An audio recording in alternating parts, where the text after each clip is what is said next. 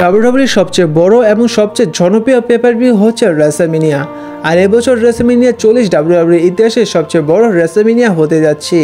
চলুন আজকের এই ভিডিওটিতে জেনে নেওয়া যাক এবছর রেসলম্যানিয়া 40 নাইট 1 এবং নাইট 2 কবে অনুষ্ঠিত হবে এবং ইন্ডিয়ান টাইম অনুযায়ী কখন দেখা যাবে এবং বাংলাদেশ টাইম অনুযায়ী কখন দেখা যাবে।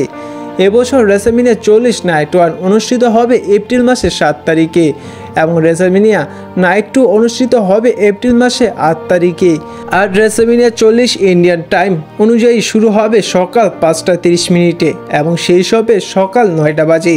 আর বাংলাদেশ টাইম অনুযায়ী শুরু হবে সকাল 6টা বাজে এবং শেষ হবে সকাল 9:30।